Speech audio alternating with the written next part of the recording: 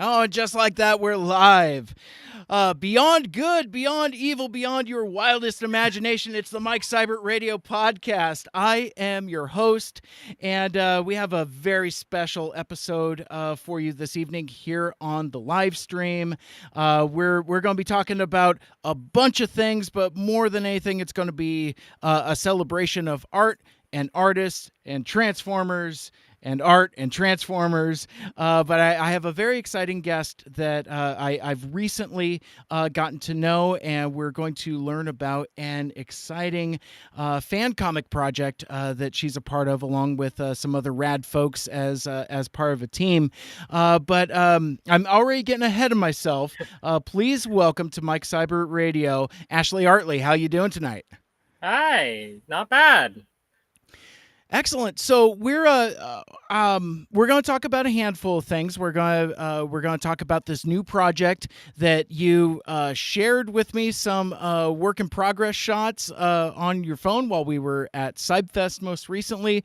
But also, it's we were just joking about this before we went live here. When we set up this interview time to schedule, we didn't pick up on what day it was. Oh yeah. I was just looking at the day. Well, it's Monday. Is Monday or Thursday better? Well, let's do Monday. And it wasn't until I started doing social media posts that I realized we had set up this live stream for August 8th, which for anybody that knows me and is part of the Transformers fandom, that is the anniversary of a little film you may have heard of called The Transformers the Movie.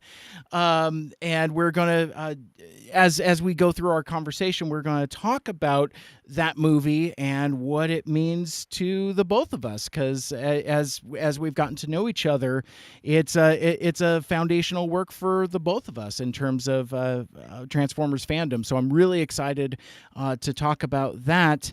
But I thought before we get too much into the Ashley Artley origin story, as I like to call it, let's talk about Subfest Northwest a little bit.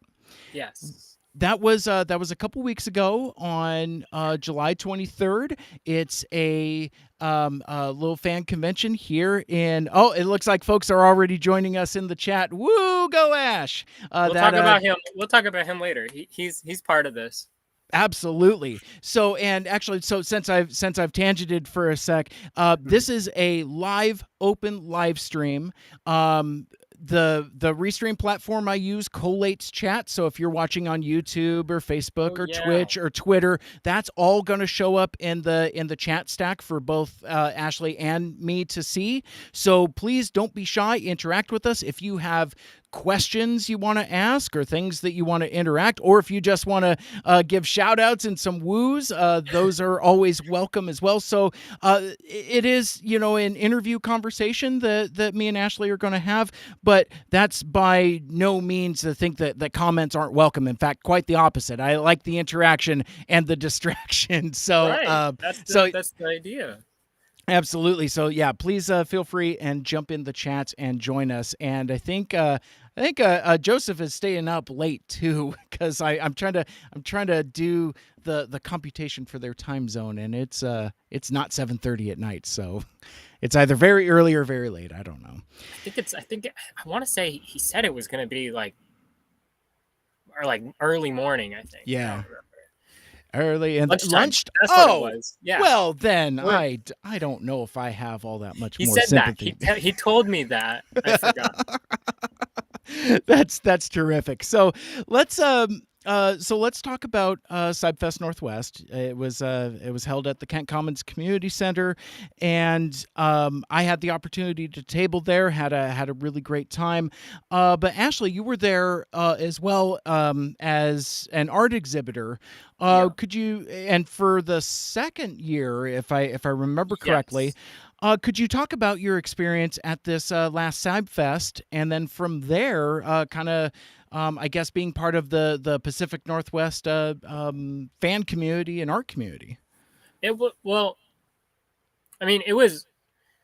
You talk about the Pacific Northwest part of it, which is like part of what makes it really fun, because I was born in Seattle. I've lived here all my life, and I didn't know there was a Transformers convention specific to Washington until 2019.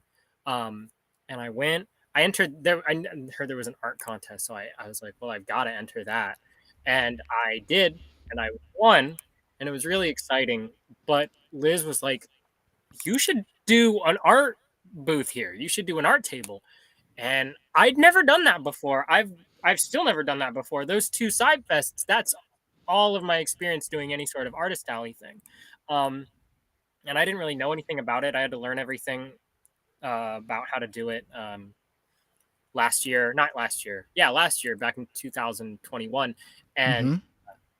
it was it was a crazy experience, and I loved it. I loved it the first year. It was almost like addictive. Not addictive because I've only done it twice, but I when I did it that first time, I'm like, yeah, I'm gonna have to have another booth again. This is amazing. And it was even more amazing being able to help the convention, get more buzz. I mean, I don't have much of a following, so it's not like I'm contributing a whole lot, but when I'd post something and then the Sidefest page would reblog it, or when I'd share things about them and like, hey, come to Sidefest and kind of advertise for that. That's awesome because I because it's like it's a small convention and I want it to be bigger because that's our thing, as Washingtonians. And I just really vibe with that because I've got that Washington pride thing. And Yeah. you know, I've gotten messages since then. It coincidentally around the time I was getting ready for Sidefest, I also started. That was when I started having my art featured at Bobacon Toy Store in Everett, and so all that was kind of the perfect storm of Washington Transformers pride because I was getting messages being like, I didn't know there was somebody around here doing this kind of thing. That's awesome that you're from the same place as me. I didn't know that there were other people in my community like that. And I'm like, neither did I 3 years ago. And that's what it's all about. And so those art booths, it all centers around the art booth. And it's like, it's good to make money. Most of it I just spend at the convention, but Right. the community aspect of it is that's priceless. That's awesome. Mm-hmm. Yeah, it's a pretty incredible community, and I've talked about this on my show before. But my first Sidefest was 2018, Mhm. and like you, I had no idea. My buddy Nick hit me up, and he's like, "Hey, there's a Transformers convention here." I think I was tweeting about going to TFCon in Chicago that fall Mm. of 2018. And my buddy was like, "Well, wait a sec. There's a there's a show here in the Pacific Northwest." I had no idea, so I just roll in, sight unseen, and then I met Ben and Jason, and then a year later, I came back and got to know Liz. And yeah, it's just a great group of folks, and it's just a great vibe and feel. And I like what Sidefest has done in that it's obviously very dealer friendly and it's very vendor friendly. And it looks Yeah, like Whirl has joined the chat. um, actually, come to Brazil. they're not from Brazil. Why does they want you to go to the It's Brazil? a meme. It's a reference. Oh, okay. That's Liz. I Yes. can Yeah. guarantee No, that I, that's I, Liz. I know. I know. It just cracks me up. I'm your biggest fan. Come to Brazil.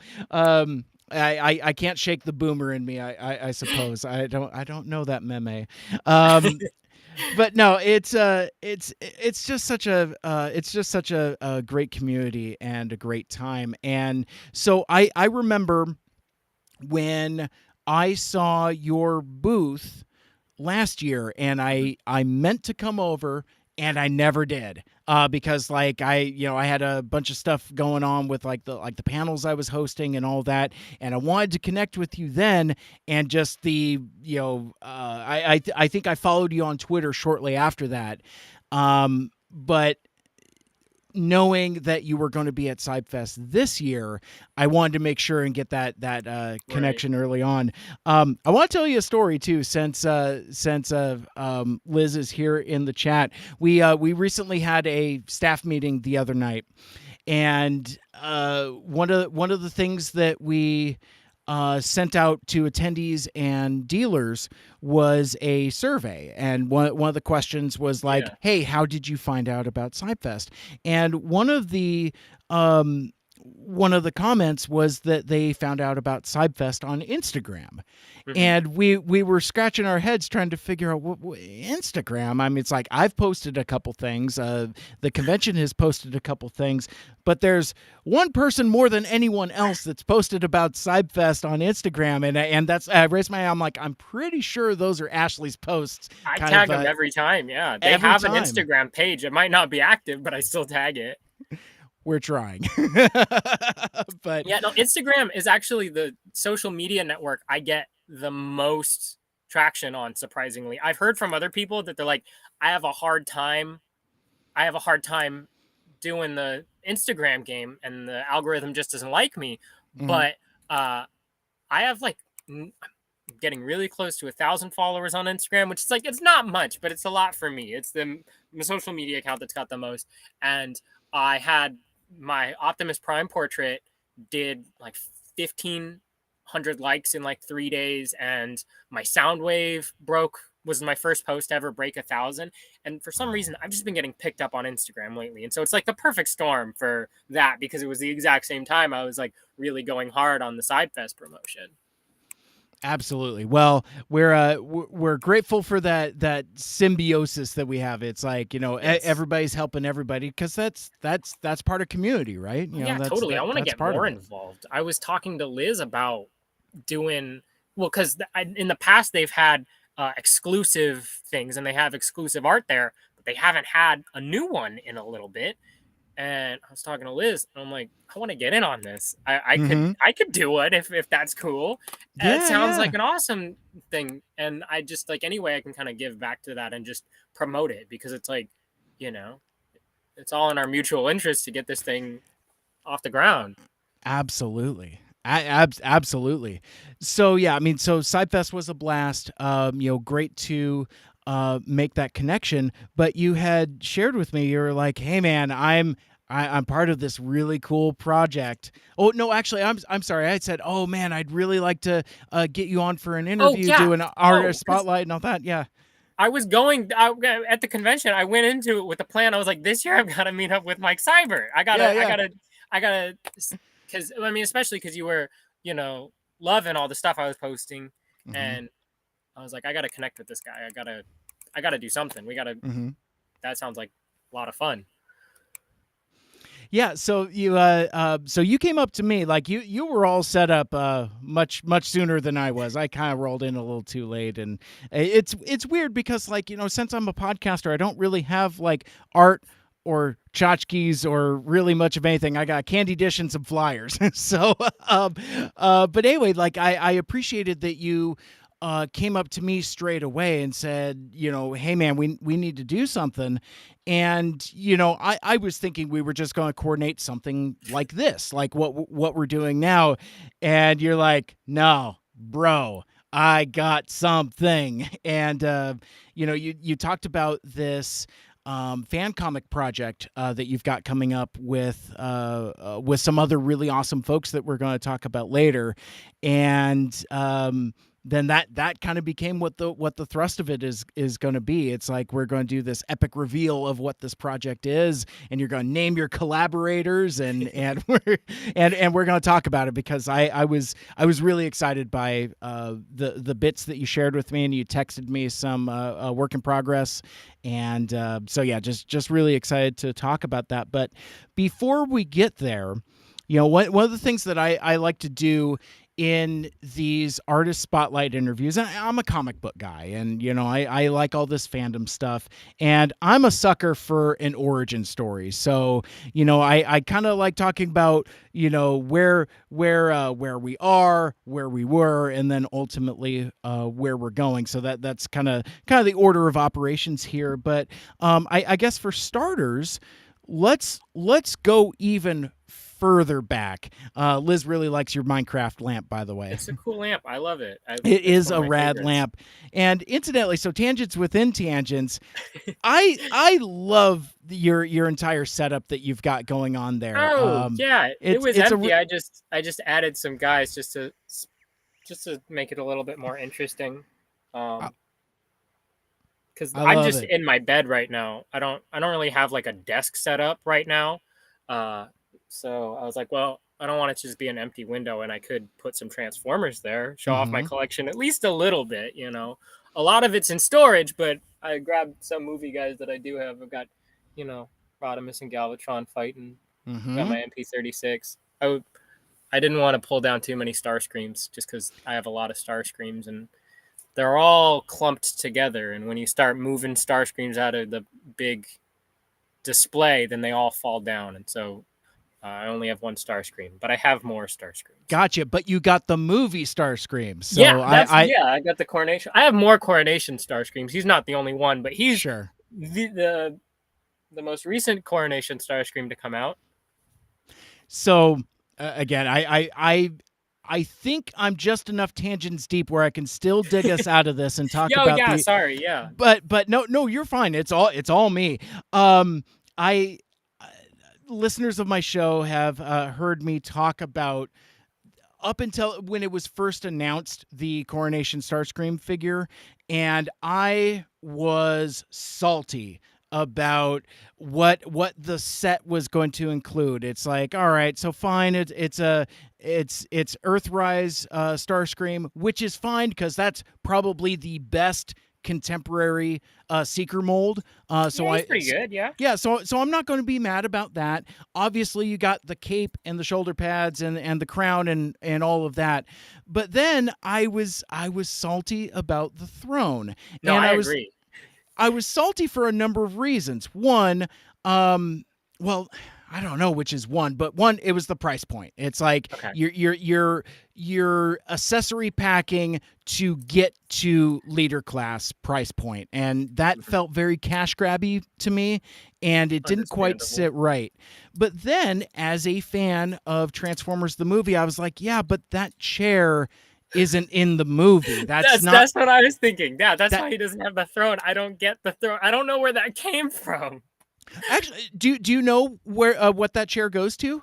Is it Uh, well? I've seen people put their G-axes in it. Is it G-axes? no, Is it something? it actually goes back to More Than Meets the Eye Part 1. It's the Nemesis throne. It's the captain's chair that Megatron is sitting in when they're chasing the Autobots to Huh. Earth. So it goes back to 1984. It I had has no. I wouldn't have. I didn't put two and two together. I mean, I just figured it's purple because all the Decepticon stuff is purple. sure. But I never noticed that. It I really bugged me, and it was almost a deal breaker for me. I was that salty about it, but since I'm so into the '86 movie, and the deal I make is pretty much anything that has a Transformers the movie call out on it, I buy. And I've bought a bunch of toys that I probably don't need to, but they say the Transformers the movie on them. So anyway, right. that's kind of where my collection goes. So I'm super into the Studio Series 86 line, and I was Yes. just grumbling about this chair. I was like, come on, I don't need this $25 chair in my collection. But then I got it. And Yeah. I've gotten more play value out of that dumb chair than I think the figure. Like, so like my Coronation Starscream just kind of like sits on the side of my desk, but I actually started another Twitter account, Starscream's Throne at That's Screamer. you. That's me. I'm Screamer Chair 86. And so I just started putting other figures and objects and things in the chair, and I've had such a blast with it. It is just the funnest thing. And so for something that I was so salty about, it's actually brought me a lot of entertainment. It's because like it's a great size. Yeah. You can put deluxes in there, and they feel a little small. Like Star Wars Black Series, Marvel Legends, GI Joe Classified Series, all of like those Hasbro 6-inch scale figures, they all fit in there very nicely. Now, ironically, have you ever tried to fit him in the throne? Because he can't sit in that damn throne. Like mine is sitting in storage. I have a policy where if it's Starscream, I'll buy it. I buy any Sure. Starscream that comes out. But I that throne went right into storage. Yeah. He can't sit in it, like, because he's got this butt flap from his jet Yes. mode. And I mean, first of all, the cape, you're gonna have to take off the cape if you want him in the throne, Right. because the cape's obviously not fitting. But then his butt doesn't sit flat because his legs only go up that high, and he's got this flap here, and he just looks super awkward trying to sit in the throne. It looks like he's hovering above it every time, and That's it funny. just doesn't work. You must have Yeah, read my pinned tweet yeah, because yeah, hovering over the seat like a yeah. public toilet, Studio Right, Series yeah. 86 Coronation Starscream can't. So there's this gap.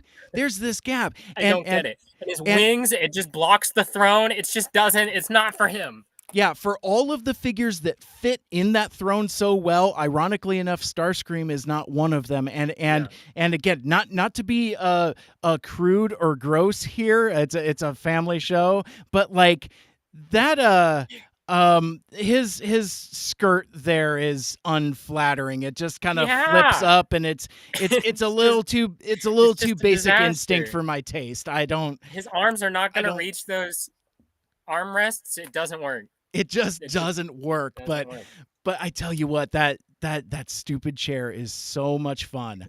More fun than I ever anticipated having with a stupid hunk of plastic. Liz posted in the chat, when is someone going to print the giant ship shaped like the con insignia? What are those called? I think they're called world sweepers. Something like that. If I recall correctly. Yeah. I need to reread more than meets the eye.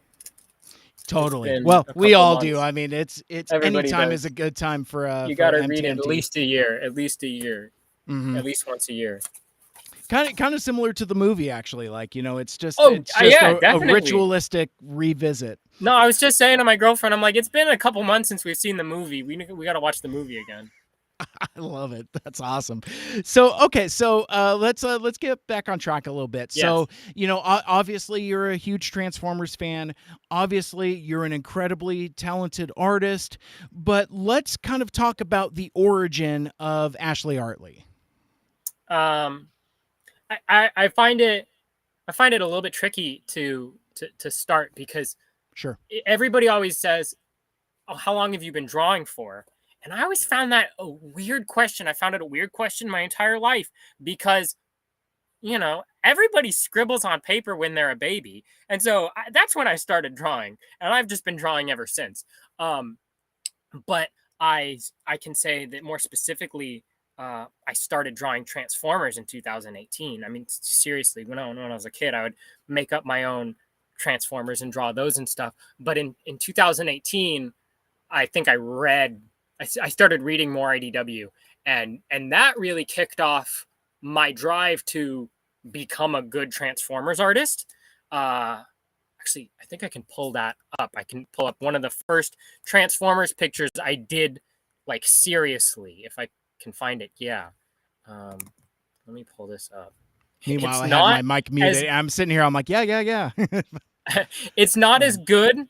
I'm gonna prepare everybody. It's not as good as my more modern stuff, but it's we're talking about origin stories. I drew this back in 2017, I think. Did that share correctly? Did I do it right? It looks like it. So you're good for me to. You still got to put it up on the screen. Yep. Yeah. So this was a picture Starscream I did a long time ago, and it was surprisingly challenging. So I started. I'm like, okay, I'm gonna actually study this and figure out how to do this, and I'm gonna do this right. And at the time, I was drawing Sonic. I was drawing a lot of Sonic because that's kind of like that was like my main.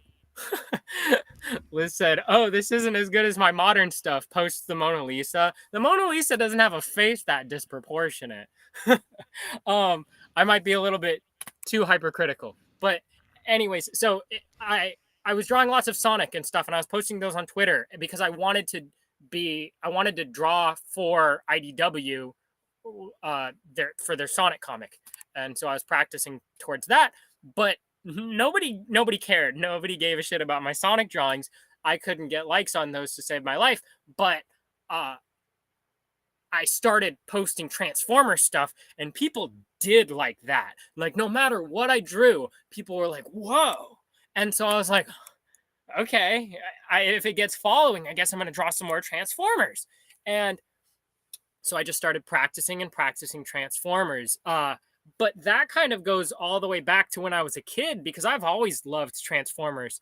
That Whirl asks, do you feel like Sonic is more saturated than Transformers? Yeah, I guess, yeah, it is, because it's Sonic. I was Sonic actually art going is to. I was going to ask you everywhere. about that too, because apparently there are slivers, overlapping slivers in that Venn diagram between Transformers fandom and Sonic fandom. Because like Yes, I have a few friends that are as much into Sonic fandom as they are into Transformers. and right in the very middle of that Venn diagram is Jack Lawrence, because Jack Lawrence does both. He's actually, since Right. Transformers ended, started marketing himself more as a Sonic artist, but I love him for both. Um, and in addition to that, David M is the editor for both series. Well, was Mm-hmm. the editor for Transformers, not anymore. Uh, but was he is still the editor for Sonic. Right. Right. And Yeah. of course Yeah. they're both IDW now. Uh, Mm-hmm. and I think that uh speaking from, maybe I'm just projecting, but also they're definitely both some uh my mom says, I recall some great characters from Super Mario and Thomas the Tank Engine when Ashley Hivik was in single digits. Aww. um the this is might be me projecting, but Transformers and Sonic, in terms of fandoms, are both uh really desirable interests for autistic people. and Okay. and that might just be me projecting, because that's, I know that that has to do with why I like both of them. But Mm-hmm. Transformers, just as toys, are super tactile and interesting, and they've got cool mechanics, and they all turn into awesome cars.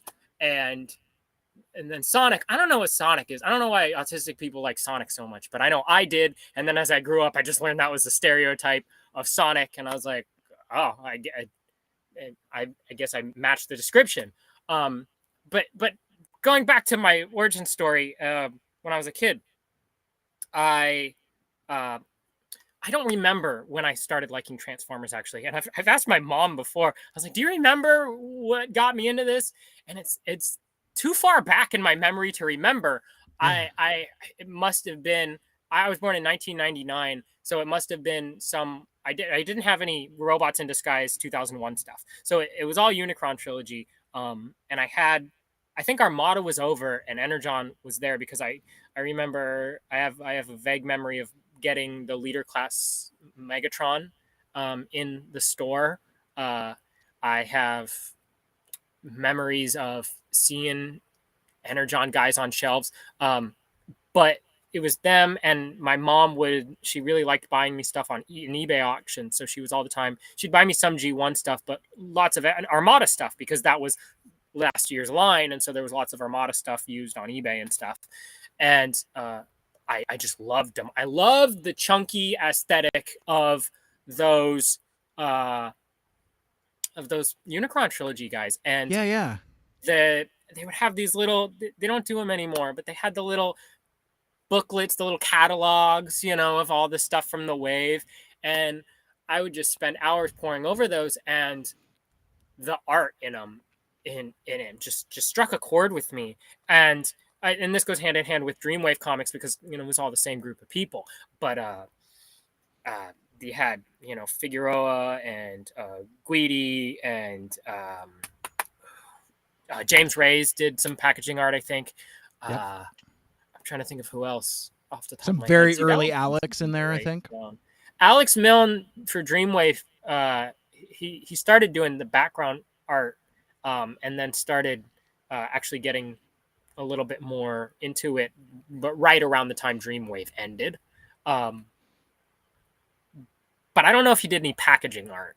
It was mostly the packaging art because I didn't have the Dreamwave comics, Oh, I see what but you're they saying. were the Yeah, yeah. same artists, and so a lot of people think of them as the same style, And it's like a lot of Dreamwave style was built around Pat Lee being like, "Draw like me, draw my marshmallow guys."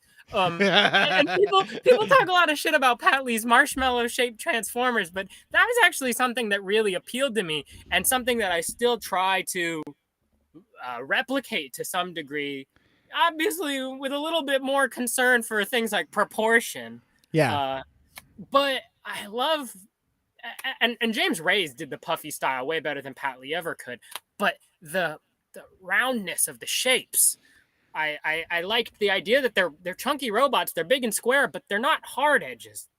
And that's something that has always appealed to me. I even did that back in my 2017 Starscream that was like my first time trying a Starscream. The beveled edges and the roundness Yeah, to yeah. the squares. It's not just a cube because anybody can draw a cube, but uh, when they made the animation models for G1, they had all these beveled edges, and it's super 90s Gundam style to do those beveled edges. And I loved that, and I loved if you just make it a little bit more round than it should be. It makes Yeah. everything feel a little bit more organic. It makes it, and that's something that is something that's a really important feature of good Transformers art, is when it's like a good balance between organic and robot. And so those were the things I looked at when I was a kid, and those are the things that I remembered as a kid, and I kept those in my mind, and they influenced my values as a Transformers artist, um, because that's what I wanted to be like, because I Mhm. just thought that was the coolest stuff. Yeah. And then it just kind of went from there That's until cool. 2017. I didn't really draw much in the middle section. I drew a lot when I was a kid, and I started drawing again in 2017. But in the middle, it was all Sonic and art school.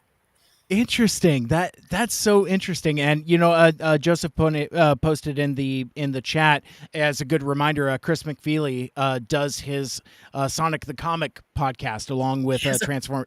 Yeah, I didn't know he had one. I'm gonna have to go subscribe to that. I I didn't haven't know he checked had it one of out, those.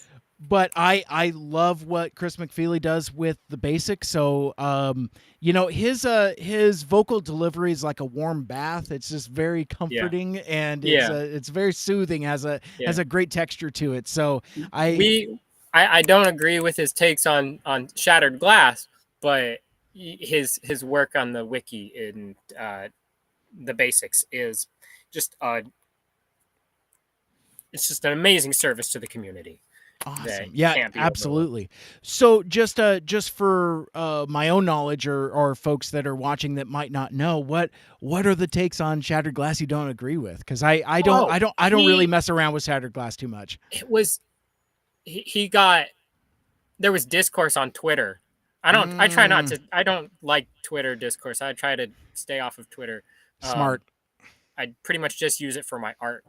But people were mad at him because he he had some hot takes about not liking Shattered Glass. I think that is mostly just because I think he didn't like that they were repaints or something. I Mm, don't want to paraphrase too much because I definitely don't sure. want to accidentally say things about him that are not true. And Yeah, yeah. And I didn't mean to put you on the I just spot and he all didn't that, but like Shattered Glass. He doesn't like Shattered Glass, okay, and I'm like, how do you not okay. like Shattered Glass? Although I've been seeing lately since this new Shattered Glass line come out, people coming out of the woodwork being like, Shattered Glass is dumb. I don't want to see. I don't want to see. It's just it's a silly concept. The good guys are bad guys and the bad guys are good. But I think Shattered Glass is super inventive, and it's a really interesting breakdown of all their characters. Because it's like, I mean, I haven't read. I still haven't read it. I really need to read it. But I know I Sure. love the concept of Optimus Prime, because Shattered Glass Optimus Prime isn't just Megatron. He's as ruthless as Optimus Prime is noble, and that Right. creates a totally different archetype than Mm-hmm. Megatron as the main villain. And I think that's really cool. Right, and aspects like, say, Starscream's vanity, still Mm-hmm. carry over to Yes, his more good guy version. It's like it's he's still the amazing. I same love guy. Shattered Shatterglass Starscream. Yeah, That's awesome. it's yeah, and so I think that it's more creative than people give it credit for, but a lot of people are just like, It's just repaints. It's just an easy excuse to repaint everybody. And that's true. That's true. Sure. Credit where it's due. I just think it's cool. Yeah, but who cares? I mean, it's Yeah. like, you can either buy them or you don't. It's like Right. I am more than happy to have more members of my Sideswipe army, and as soon Yeah. as they make somebody in Shattered Glass with the Siege Sideswipe mold, I'm going to buy I don't it. know I don't how even they care. haven't done Sideswipe. He's a very, very obvious low hanging fruit choice Yeah. to make. I Yeah. don't get it.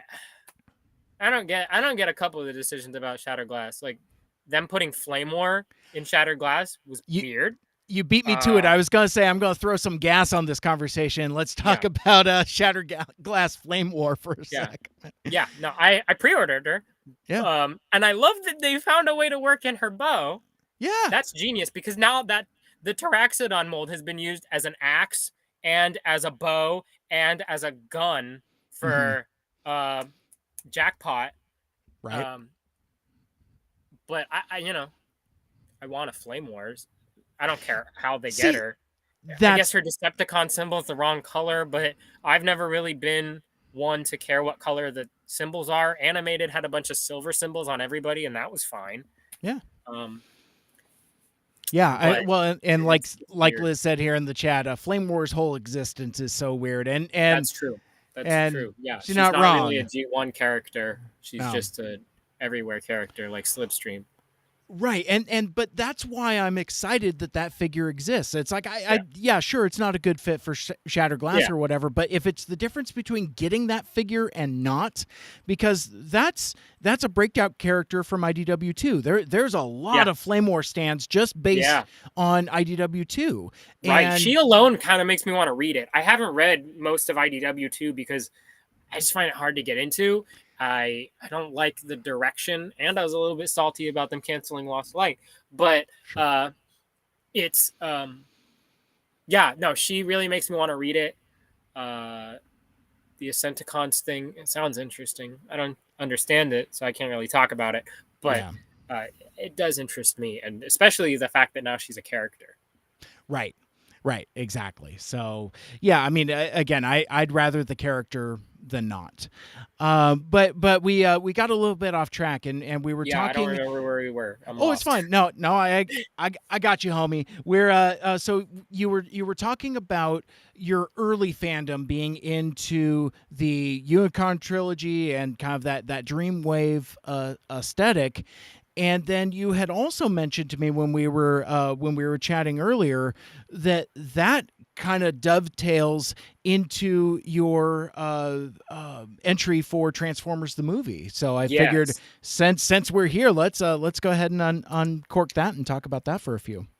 Yeah, because I mean, today's the day. I don't remember when the first time I saw Transformers the movie was, but I know I had this VHS tape. I've learned since I think it was like the 1999 re-release of the VHS tape. Mm-hmm. But I watched that on repeat. I loved that movie. I mean, how can you not?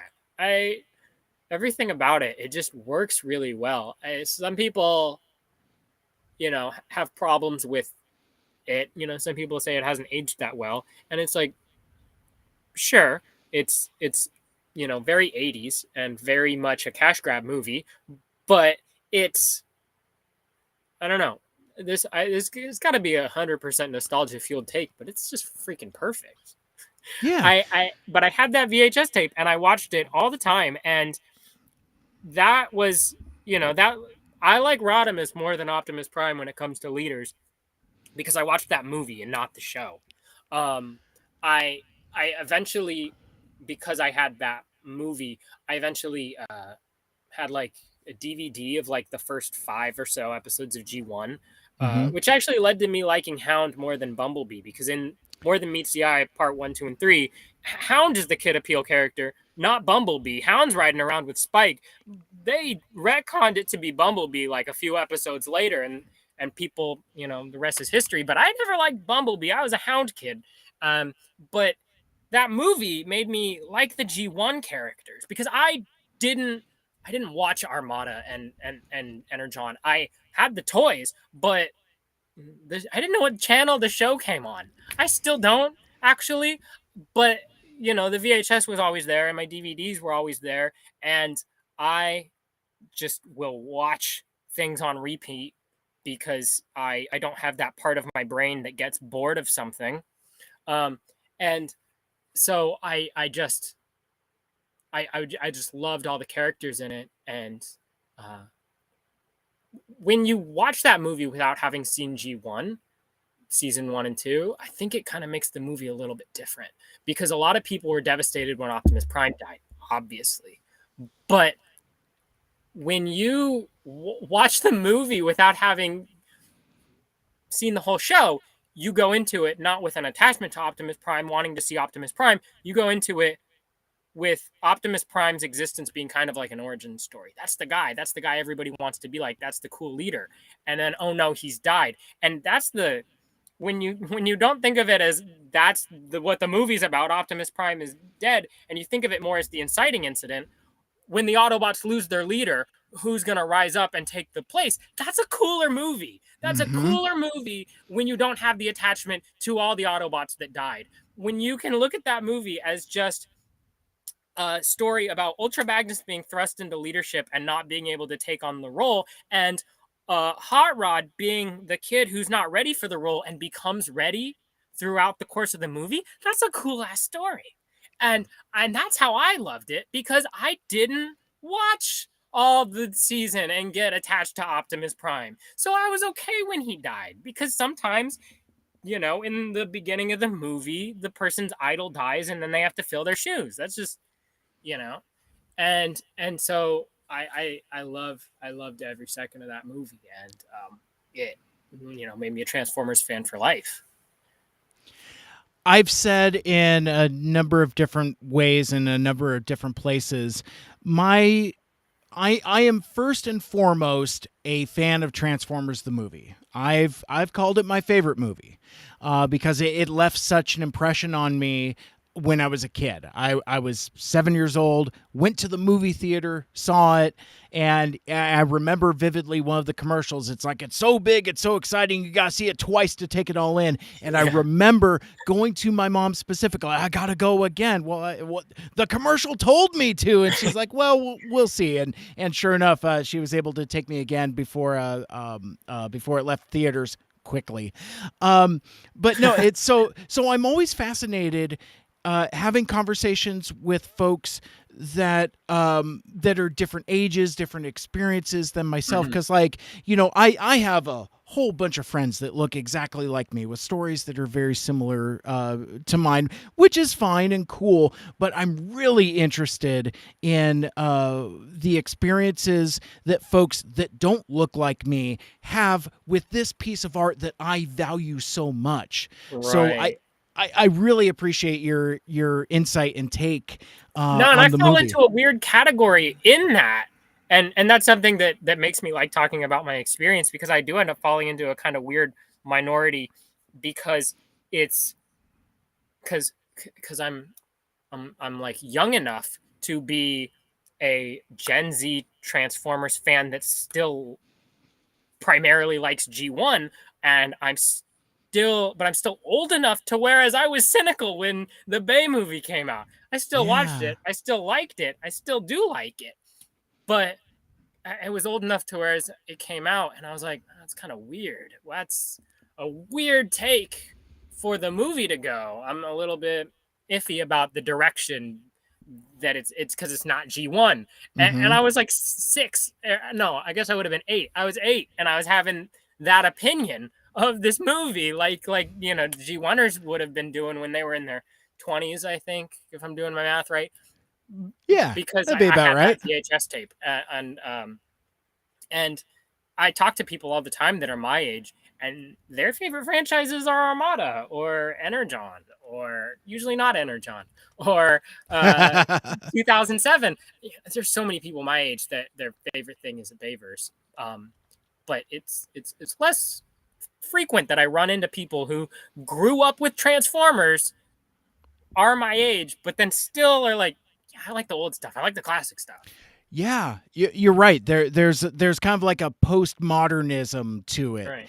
And the thing that I've learned as a crusty old G1er, a G1 from day one, I've learned that the magic of Transformers is that there are so many entry points, so many different Yeah. iterations, and so many different things for so many generations. And it took me a few to kind of get over my prejudice of Right. like, oh well, this isn't G1.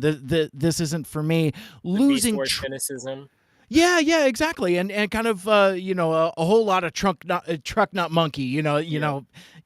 how us boomers do, but it's I've learned as I've gotten older and have done more of this, like where I'm getting to know people and having conversations. I've learned the value of those different entry points. Like I was really cynical about the Bay movies, but I've had more than a few folks close to me break it down and say, like, buddy, that entry point is somebody's G1. That's Yeah. them interacting with that at 7 years old is the same thing as you interacting with Transformers the movie when you were 7, and it just like unlocked it for me. I just refused to see it before, and now I celebrate all those entry points. It's like Because it's all Transformers, right, and it's right, like I, I think people get too attached to continuity and too attached to I need a sequel of this thing. I need more of the same yeah, thing. But it's like when you're able to get over that desire for a repeat of something that you like and um, something that's the same but different, you just broaden your horizons in an extreme way. Like Transformers the movie is amazing and stuff, and it's very different from the Bayverse, obviously.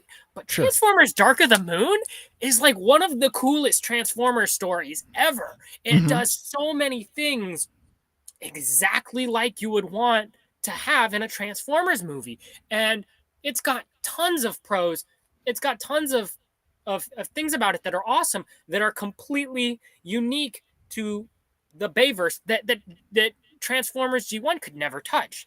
Right, And it's like when you can find that appreciation, everything, just like everything just becomes so much more amazing because you just doubled the amount of content you have to consume, you know? right, and more toys too, you And know. more toys, Yeah, I exactly. I mean, There's, because if you, yeah, oh my gosh, I mean, yeah, because at the end of the day, whether we try to fool ourselves or not, this is a franchise designed to sell toys, right. and it's Like, what am I interesting. gonna do? Collect half of the Starscreams and leave out the giant gray triangle ones? Hell no. Yeah, Dorito Chip Starscream, I love Yeah, him. he's amazing. He looks awesome, and the F-22 is a really cool looking plane. Absolutely, absolutely. So Liz asked in the chat, when do Star Wars fans find that out? Never, I don't never. know anything about Star Wars, and sometimes the way they be acting makes me think I don't need to. Yeah, My we'll just girlfriend's put. tried to show it to me, but I don't know. It's just not for me. I don't know. Growing up, I Yeah, was not really into Star Wars. Although I think I grew up in a bad era for Star Wars. I think. yes, I think that when I was a kid was when all the prequel movies that are controversial were coming out, yep. and I think that yeah, Absolutely. Well, and like Liz said, also late '90s babies that got lost in the loop, and I think yeah, I think that's I think that is appropriate as well. So like as we kind of transition, because I'm looking at my time, and wouldn't you know it, we've talked a whole lot. I think what do you think, Ashley? Do we want to talk about your exciting project and then loop we back totally around can. to other stuff? Because I still Yeah. want to ask you about your art and your process. And so like I'm not Yes. an artist myself, so I don't know how to make stuff like this a thing that happens in the world, and it's just it's amazing. I think your art is incredible, and I'm interested in learning more about that. But I think we've had folks here on the hook for long enough teasing Yeah. out that we're going to talk Yeah. about an incredible new project, and I think we should do that before we get any further. How's that sound? Absolutely. So I guess I'm gonna get the screen share ready while Yeah, I talk, but don't show it yet. Correct. Yeah, I will wait for you to say go ahead and show it, and then I'll reshuffle the screen as well. But yeah, it's you told me a little bit about this project, enough to get me very intrigued, where it's like this is something I could be very excited about. And then you started name dropping some of the folks that you're working with. I'm like, ooh, I know them. I interact with them on twitter.com. Yeah. So I'm just Um, yeah. It's so I guess it started a couple months ago at this point. Mhm. Um, it was while I was getting all the stuff ready for Subfest, so I was busy and hesitant to commit to a project like this. Um, but I guess so. What ended up happening was I found I think I already followed him before, Jim Stafford on Twitter. He's a really cool artist. He's he did one of the covers for Last Bot Standing. Mhm. Uh, I it's the one that references a specific painting. I don't remember which painting it is, but it's Oh, the one the of Rodimus. They're I all of Rodimus. It's the one of Rodimus. They're all of Rodimus. I got it. I got it. I can Yeah. So, but I recognize I followed him probably because of that. But he was doing uh he if you can probably find it on his because he's uploaded a couple of pages of it. He was doing a comic called Thunderclash Goes Bananas. Um, and I saw it was just the first issue of it. I think maybe the first issue had been done at the time. But I thought it looked really cool because Mhm. he's a really good artist. And but I the name kind of struck me because I'm like, Thunderclash Goes Bananas. What the hell is that going to be about? And I dug a little bit deeper. I started looking at the people involved and the artist, not the artist, sorry, the writer of it, a guy by the name of Joseph England. He Mhm. does his handle on Twitter is at brainstorm underscore doctor. I think I wrote it down. Yep. Yeah. Um, and so he was in the replies, um, credited as the writer, and so I looked into it and I found he'd uploaded the whole script on a website, for the comic, and so I dug into it a little bit and I was like, that's kind of really interesting, and it's a comic called Thunderclash Goes Bananas, and the premises of it the premise of it is that Thunderclash crash lands on Earth, and something happens with his TCOG, and it scans a gorilla, and Thunderclash becomes a gorilla while the predators are chasing him down, and him and the I want to say Turbo Masters, but I think that that's not the right group. Is the Turbo Yeah, Masters yeah. like, yeah? Him and the Yeah, Turbo yeah, Masters have to all fight the those weird predators, European era yeah, that whole sub but team. he's a freaking gorilla. And I was like, that's ridiculous. Um, and I dug a little bit deeper. I guess it comes from uh, Gavin Spence, the guy who does TRDQ. He drew a picture of Thunderclash. This is just regular Thunderclash. He wasn't a monkey yet, but it was called Thunderclash Goes Bananas. And uh, Joseph, I'm pretty sure he said that he wants to go into writing, and so he just does writing for fun and stuff as practice. And he'd written a whole script based on the title Thunderclash Goes Bananas, and it struck a chord with me for the silliest reasons, actually, um, that I'm kind of really excited to talk about a little bit later. But Sure. I commented on I commented on it, and I was like, this is really freaking cool. And one of them, I don't remember which one of them, it was either Jim or Joseph, reached out to me, and they're like, we're still looking for artists to draw the other 3 issues if you're interested. And I'm like, am I interested? That's a lot to take on, but that kind of sounds cool. And I read over the script a couple of times, and I thought about it, and I agreed, and I'm doing issue 2 of Thunderclash Goes Bananas, the whole second issue. Oh my Um, gosh. and they've got it's going to be a total of 4 issues, because in that original picture that Gavin Spence drew, it said it did that Transformers thing, part 1 of 4 in a limited issue series, like Oh, the that's old awesome. comics. And so Joseph, Dr. Brainstorm, was just like, well, we got to do 4 issues then. And so it's 4 issues long. Um, and I'm doing the second issue a little bit later on after I agreed to. We got other artists. We've got Nate Hammond at Nate Phoenix 83 on Twitter. He very recently did a cover for a fan comic called Transformers Reanimated. That I believe one of the people on there is from Washington. Actually, I think that I, it's a I local comic, because they also have a podcast or something, right? yeah, I'm very familiar with that project. So, I'm a little bit less familiar with it, but I know that that's one of the most recent things he did that's been getting some traction. It was a really cool cover yeah, of that some of the fake incredible jam Transformers. poster, yeah, really And cool. he's going to do issue 3, and kind of a poetic justice, since he inspired it.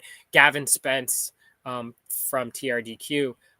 He also, actually, I'm saying Gavin Spence from TRDQ, but also I think more relevantly, Gavin Spence also did a Last Spot Standing cover that's very cool. And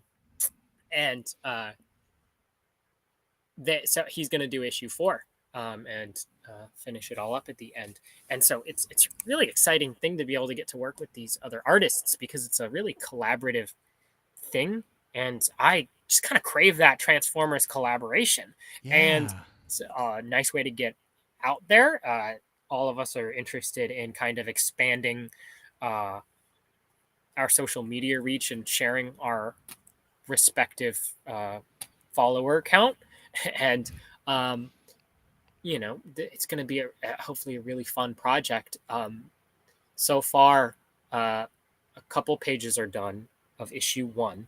I think the Mm-hmm. idea is that we're all going to start working on it just whenever we can, and so that it'll all kind of come out at about the same time ish, on a little bit of a sliding scale. And each issue is going to be about 15, 14 pages long.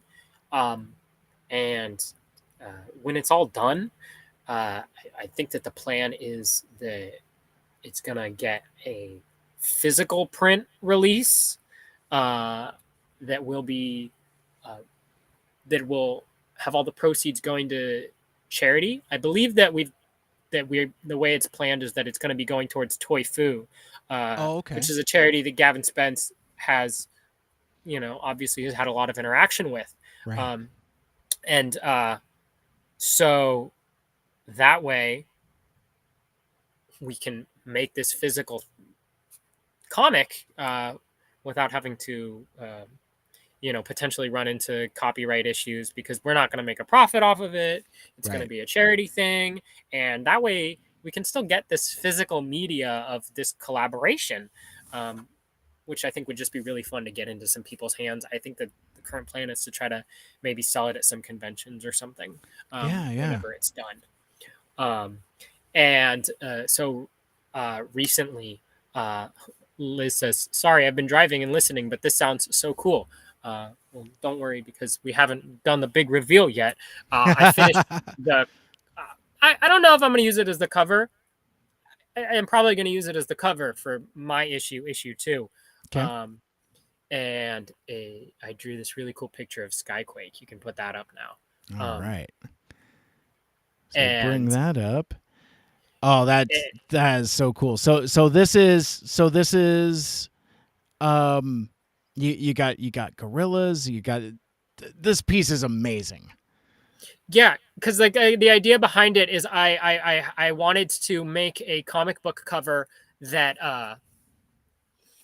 my idea with covers is that they should kind of hint at what's going to go on in the story, and in such a way that leaves the reader wondering, what the hell is the context for this? And I Right. thought, what better way to do that than to have Skyquake facing down with a bunch of gorillas why is he in Africa? Why is he angry at gorillas seemingly? What's Mm-hmm. going on? And it's also kind of nice because there's going to be like a reveal at the end of issue 1 um, of Thunderclash, because that's when he's going to get turned into the monkey. He's not a Right. monkey as when the story starts. Right. So Right. I didn't want to draw Monkey Thunderclash on the cover of my issue. I figured I should save that, because it's like if the last page of the other one is Thunderclash as a monkey and you're looking at all 4 issues, I wouldn't want issue 2 to just be the reveal. Yeah. Um, You got to and draw so folks in. You know, in you got to addition to that, open the I cover. also Yeah. figured Skyquake's the bad guy in this. Skyquake's the main antagonist. Second issues are perfect times to is the perfect moment to kind of introduce the bad guy on the cover of the comic. I feel like, and so I went for Skyquake, looking at a bunch of the gorillas, because Thunderclash is going to kind of join a troop of gorillas, um, and Skyquake's the bad guy, and so I really wanted something that made him look imposing, that showed off how big he is, because he's just a ridiculously large toy. Uh, like a couple years ago, I got Machine Wars Starscream, who's a repaint of Skyquake, Right. and that was my first time interacting with the mold. But I was like, this thing's huge. This thing is surprisingly, it's way bigger than it looks in pictures. And even next to his other guys, he's huge. So I wanted to make him look huge, and I wanted it to kind of have a cool contrast between, his mechanical, absurd color scheme and, the gorillas down below Mm-hmm. him. But I also wanted it to kind of look like the gorillas are staring him down. Um, Yeah. yeah, Yeah, because even though you can't necessarily see the gorillas' faces, there's a power and authority there. It's like, yeah, right. even though you're towering over me, giant robot, you're in my house. You know, Exactly. you're Yeah. on my turf. So they, Yeah. just through the posing and positioning, they've got that great posture. Yeah. Awesome stuff. One of the other things I want to call out while I'm just enjoying this art here is just what one of my favorite things about your art, whether whatever you're drawing, is I love your vivid colors. Like Hmm. this green just pops, that nice neon green. I just Well, I mean, I Skyquake did all the work. He's colored like a freaking, I don't know. He's got highlighter. extreme colors. He's got Yeah, extreme colors. That's on him. right. There's no. It wouldn't do him justice if he wasn't extremely vivid. Exactly. No, I just really like it, and just excellent composition, and I think fans of your work that they've seen so far will be very pleased. And as soon as you shared with me as a hint that you were doing sequential stuff, again, I was just very excited, because again, I'm very obviously a huge fan of your stuff, and I'm eager as a fan to see what that evolution is and what that looks like. I mean, I love all your prints and stickers and all that other stuff, but yeah, let's see some storytelling too. Right. Well, yeah. I mean, and I have. I mean, I don't know if I would say a history with, but comics has always kind of been the goal. I mean, when I was a kid, I didn't really know what kind of job you could have that was based around drawing. Mm-hmm. My brain was like, I don't know, people are cartoonists or animators or something, but I never really wanted to be an animator per se. And comics are just kind of the most natural place to go if you want to draw things for a living, draw lots of things, draw weird stuff. And it's just such a cool medium, because I do like storytelling, but it's like film is expensive to get into. Writing just doesn't really cut it for me. Um, Comics are like a perfect, they're a perfect spot, because it's like, you look at like underground zines. Comics are so accessible.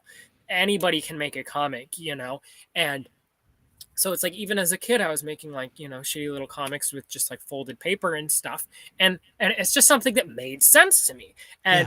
And in high school I did film, and so I learned a lot about visual storytelling and visual framing and stuff, and at the same time I was obviously doing art in school, and so I learned lots of things about uh, ways to convey feelings and ways to convey ideas through art and composition and stuff. And it all just kind of crosses over in comics in like in just a way that speaks to my soul as an artist. And so comics have just been something that I've wanted to do for a long time. And when I was in high school, it never went anywhere, and it's not anywhere on the internet, but I was making my own comic for a long time. I have like 30 or so pages. um, I was doing them traditionally, they're all drawn traditionally, of this comic I was doing, that I was writing, that I was drawing, and it never really went anywhere because I never finished it, just because I was 19. I ended up having to go get a job. High school Sure. was done. I and didn't have time for it. But that was always kind of the dream. Is doing comics, and so this is a nice way, because just to kind of get into it, because it's not a whole lot. It's just 14 pages, um, but it's still something that's going to be a really cool stepping stone into hopefully something more in the future. But it's like Transformers are freaking hard to draw in comic form. People really like my art, and people are always like, why don't you draw for IDW? Why aren't you drawing these Transformers? And it's like, guys, you gotta understand, I'm really slow. It takes me a long time to draw Transformers, and when you're drawing for a comic, you've got to draw hundreds of Transformers a month, and Yeah. it's like, eh, I've gotten a lot faster, especially preparing for Subfest. That got me a lot faster because I was disciplined. I was like, these are the Transformers I'm going to draw to have ready for the convention. But even just for the convention alone, I had like 7 more dudes I was planning on doing that I had to cut for both time and financial reasons, that Right. I just didn't end up drawing, because it's like, but I've gotten a lot faster, and so that said to me, I think I've kind of built the discipline to whereas I can draw 14 pages. I can get 14 pages done for this comic. I don't have a strict deadline either. And so I'm like, I can do this. This is going to be a good stepping stone to get me faster at drawing Transformers. Because it's like, I could draw a comic with people. Sure. That wouldn't be, I mean, of course, it'd still be difficult. It's like drawing a comic. But Transformers, it take like 8 times as long to draw as a person, Hmm. And so, but every time I draw, I get a little bit faster. Yeah. Well, and I was going to say this is kind of unrelated to the project, but like I've noticed just in the very brief time that I've known your artwork, not even known you, because we're still just kind of getting to know each other and whatnot, but like the I compare the prints that you had at Subfest last year in 2021 compared to the stuff you brought Oh this yeah, year. I mean, it's absolutely. I mean, just such a increase in XP, and it's like I Well, see. Go ahead. well, like I said, no, I've only been drawing Transformers seriously since 2018. Hmm. 2018 was when I made the decision. I'm just fast. I pick this shit up fast. I I'm kind of like that with everything. I either pick it up fast or I drop it immediately. Hmm. Um, and Transformers is kind of stuck, and and I bust my ass. I do a lot of it comes from a lot of studying. I mean, I guess we can get more into that when it's time to talk more about my process. Sure. Um, but I've I I specifically and intentionally have practiced Transformers, more so than just art in general, specifically Transformers lately. I gotcha. And so before we pull the screen down, I just again I just want to call attention to just like the intricacy of your work, and I think that's one of the things that resonates with folks so much, and even like some of the Right. prints that I'll show off here in a sec. Right. There again, there's a level of detail. There's an intricacy to it. What and maybe this is jumping topics a little bit, but like when you go to do a piece like either this or like some of your prints or some of your other stuff, what do you use? Like, do you just like set up a figure and just use that as modeling, or Oh. what do you kind of use Um. for reference? And I mean, sometimes I'll use figures. But frequently, it depends on which transformer it is. Hmm. A lot of transformers I feel like don't have enough articulation to kind of do the things you want them to do. I mean, Hmm. obviously I've got my Machine War Starscream and I used him for detail reference, but you can't put him in that pose. His legs don't move. Um, but a lot of transformers, if they have the wrong proportions, then you can't really use them to reference people. Um, but I think that usually I don't really use any reference as far as the posing goes. Um, I mostly I try not to have stock poses that I use, um, but I do have just some poses that I really like drawing people in. Um, that bumblebee one that you held up earlier, I feel like Hmm. is kind of a pose that I like to do a lot. Yeah. I'm not really sure if I've done it a lot or not. Um, but yeah, I don't really do anything as references for the posing, at least. Oh, okay. Awesome. So like I said, I kind of dragged us off topic a little bit. Before we move off of the project, talking about Thunderclash Goes Bananas. So it's you talked a lot about um the different folks that are involved and kind of the overall pace for the project. Is any particular timelines for the first issue or the beginning of it? Do any kind of like longer term goals? Because now that we've teased it, do we know kind of like a general idea of when this might be starting? I'm not 100% sure. I mean, as far as started goes, Jim's already been uploading issues or not issues, pages as he finishes them. I think there's four up Oh, okay. currently, three or four.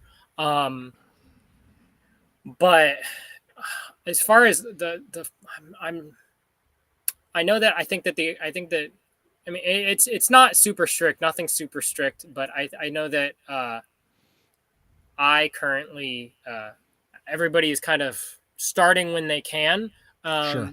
but knowing that they don't have to finish their issues before the first issue is done.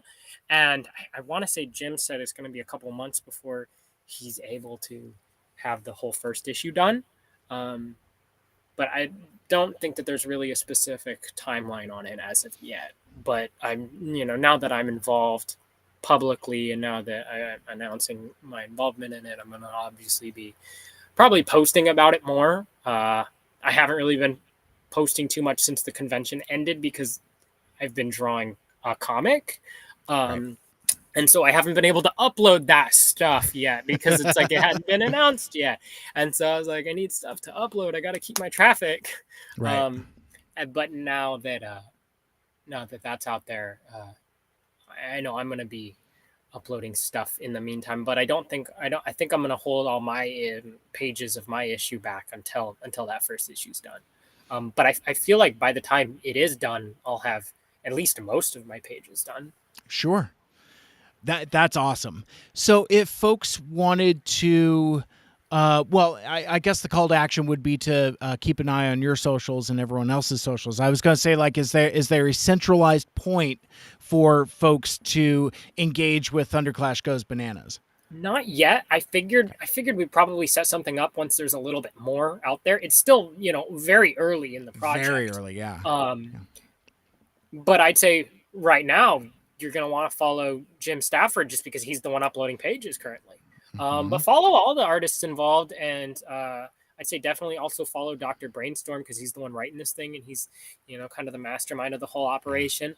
Um, but yeah, all five of us, our respective Twitters. That's where you're gonna be able to hear about it. Cool. And I'll have those linked in the show notes. Like I'll go back and re-edit the video so that everyone's handles are in there. And when I Awesome. publish the podcast, those will be easily accessible links. Because yeah, just follow those folks because they cool. Just aside from the project, just Yeah. they're really cool folks. One thing I wanted to share with you, and I know you already saw it in the chat, but Joseph said something very sweet. I thought the Oh G1B yeah. on your profile was why we chose you, and I thought that was really cool. It was pinned at the time to my profile because it underperformed. I posted it expecting it to just do numbers because I I don't know. I felt like I'm like this is really cool. I'm like Yeah. it's Bumblebee, so you obviously get credit for just it being the Kid Appeal character.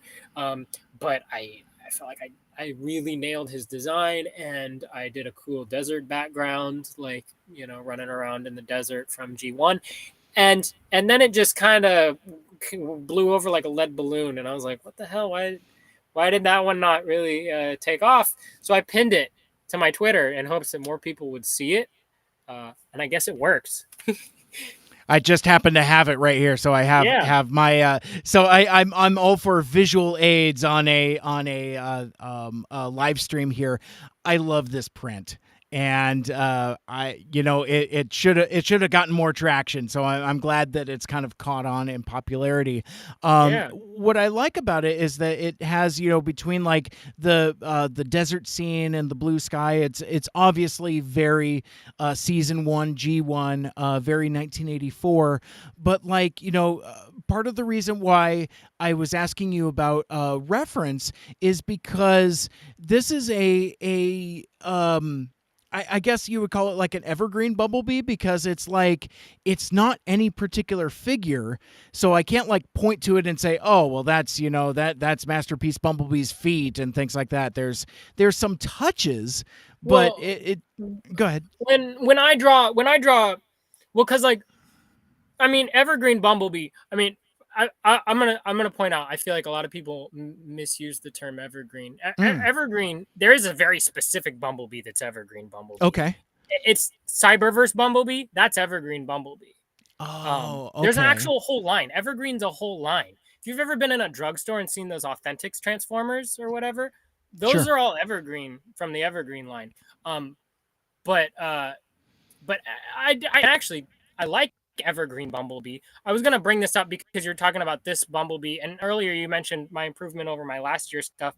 But Yeah, I yeah. drew this Bumblebee specifically to be G1 Bumblebee because last year I did have a Bumblebee print. Um, I'm gonna pull it up in the screen share Yeah, in just yeah. a second. I did have a Bumblebee print that I I liked at the time, and it's still fine. It's still great. It's definitely shown its age, uh, but that Bumblebee I took in my own direction, and you'll see what I Mm. mean when I show it. It's gonna suck for the people who are watching the podcast. They're not gonna know because they can't see the Bumblebee. Um, the There we go. I think I shared it. Cool. Let's Um, bring that guy but up. this one compared to that new Bumblebee, age aside, I did things like he's got black arms. I added more black. I added like the horizontal lines on the thighs from Evergreen Bumblebee. Um, I gave him different kinds of details, and that's more of the kind of things I do when I take it in my own direction, um, because I want to differentiate it from other versions of the same character. But the Bumblebee in that print you have, I strived to be uh, strictly a modernization of G1 Bumblebee. Oh, G1 Bumblebee, if he was animated with more of a budget and uh, and actually like transformed into the real life car, a more realistic Bumblebee, if you will. And so I added some details, but like he's got those cylindrical arms. That's a thing that G1 Bumblebee has that most Transformers don't. Whereas when I yeah. did my own take on Bumblebee, I gave him just square arms. Although the lines on his shoulders is based on the current War for Cybertron Bumblebee mold. Oh, Uh, sure. Yeah, yeah. those the Cliff Jumper toy had those, and I don't know, Yeah. I just liked them. It looked a little bit nicer than having a completely blank surface. Um, But actually, and then I say I don't use toy references, but I actually on that one did use a little bit of a toy reference because I had a really hard time translating the angles on his Volkswagen Bug feet, and for that I just used this little New Age Bumblebee, the super tiny Oh one, yeah. um, because he's got the perfect proportions for it. He's got those really G1 Mm-hmm. cartoon proportions, the Yeah. proportions where you're like, how the hell does that thing turn into the car? That's not, the chest doesn't proportion it to the feet Yeah. and all, you know, and the very kind of, I think people have been calling it like the tuner look or something like that. Oh I sure. forget. But that's what I was going for. And that's kind of, I did use him as a little bit of a reference for that, but mostly a reference for details, less so the posing. Um, Yeah. but it's still, I could just like hold him in a specific position and be like, okay, that's how the foot looks in that position, and then kind of say, how does this toy do the feet, because this toy actually transforms into a Volkswagen Beetle. How does Yeah. this toy do it, and how can I incorporate that into my drawing? Absolutely. Well, and the last thing I wanted to point out before I set this guy down, one of the things that I really like and enjoy about your art, whether it's the older stuff or the newer stuff, is that your faces are so expressive. Like this is, to me, this is a terrific likeness of Bumblebee, because he's got a big smile. He's got a lot of big sweet boy energy, but like Yeah, what you've done with his eyes, it's like he's got almost a little bit of a furrowed eyebrow where yeah. there's I mean, Bumblebee could scrap when he wants to, and I And just I got the same thing going on kind of in the screen share one. I mean, it's definitely exactly. older. It's a little bit, I would go back and redo the face if I could. Sure. This picture's like 3 years old now, but it's, similar idea. Um, and this might be segueing into the whole how I come up with my art and what I do for my Yeah, art. But yeah, the take us the there. faces, I have no bigger inspiration as far as Transformers faces than Jack Lawrence. Um, Sure.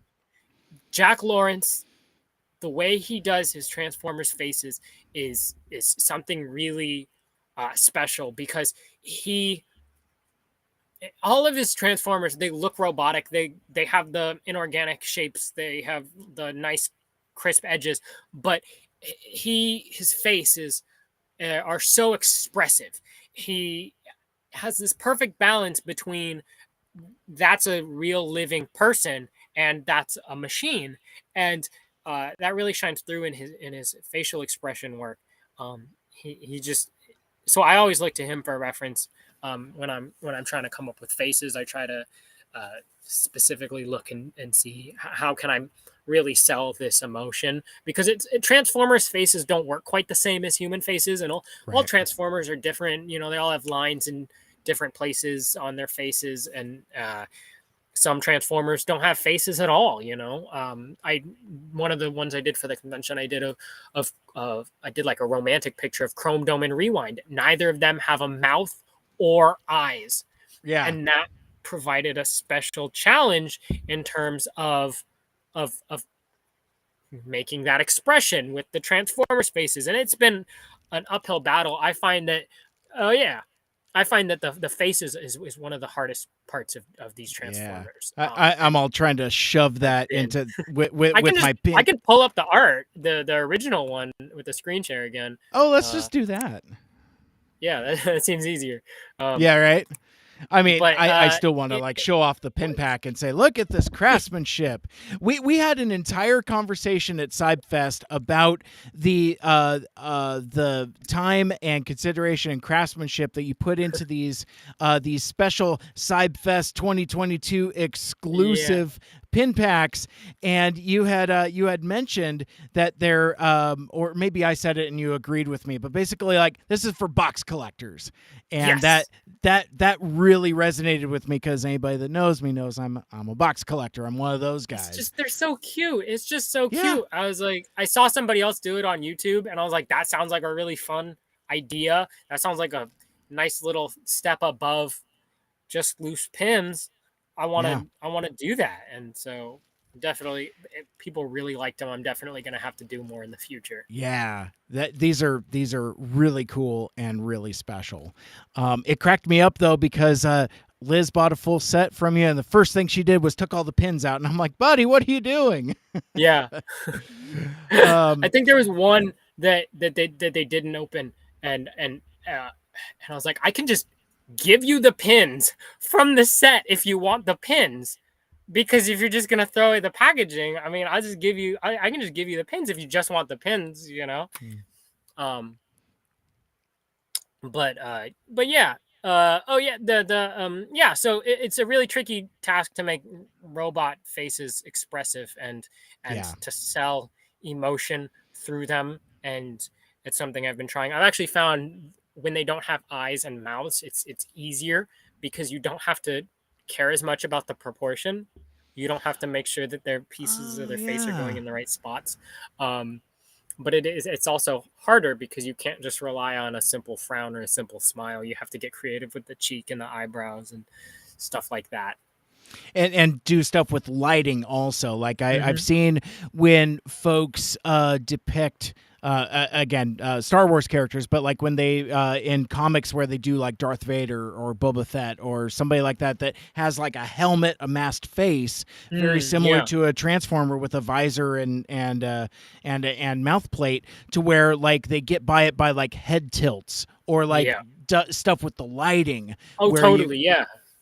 Which is and something else that's fun about doing this comic is because I'm going to get to explore more of that and explore more of how I can convey Transformers feelings and emotions and their body language and stuff and do that from panel to panel because that's something that's a detail that's really important to me.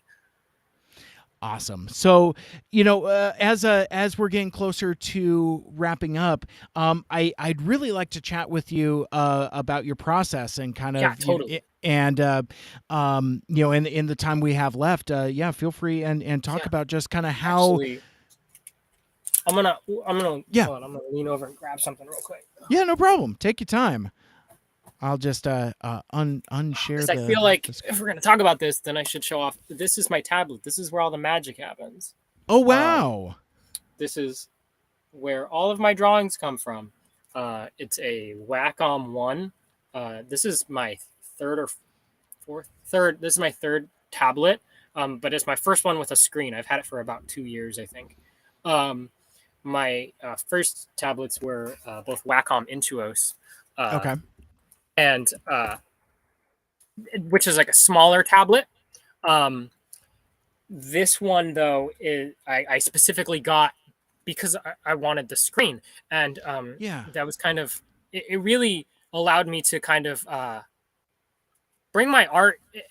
It made a more of an impact on my art than I would have thought it would have, because I was fine drawing without the screen. When you draw with on a tablet without the screen, you just kind of look at your monitor and you just have a weird hand-eye coordination with it. But then Oh when your wow. tablet is the screen, you essentially have one hand on your keyboard for doing your shortcuts, and then you're looking at this tablet um, and uh, drawing directly on there. And I wouldn't have thought that it would have made as much of a difference as it ended up making.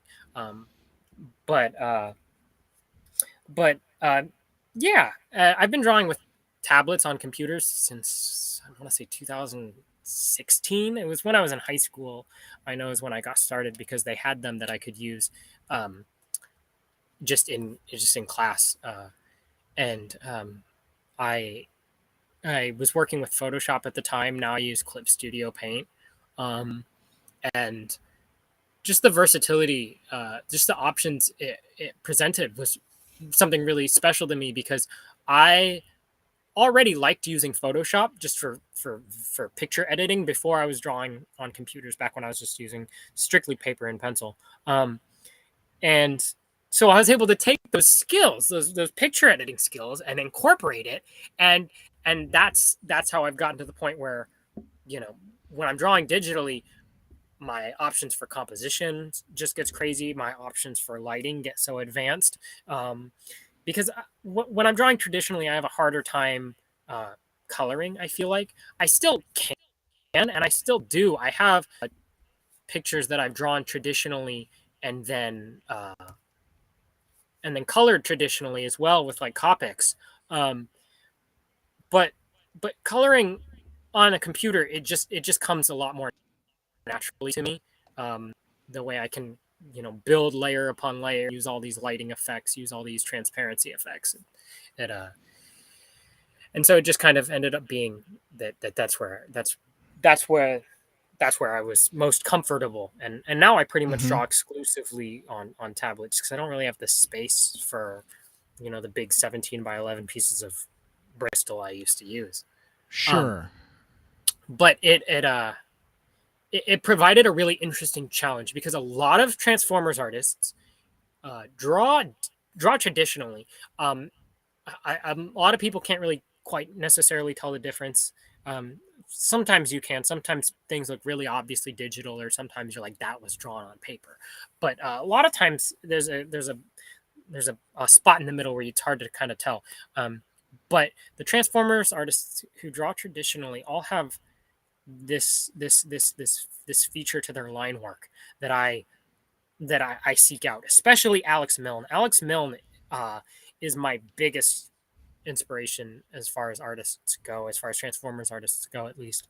Um, and everything he does, it's like that's how I want to be. That's where I want to get to, and his line work is just amazing to me, and he just does it all with like um, microns, uh, and when I draw with microns, I can get the kind of line work that I'm looking for. Let me see if I can pull up an example of Sure. something I've drawn traditionally. Most of my stuff is is digital, but I know I have traditional art around here. This one, this picture. And Uh, side question, while you're looking that up, uh-huh. for somebody that doesn't draw or doesn't participate in art or anything, what's a micron?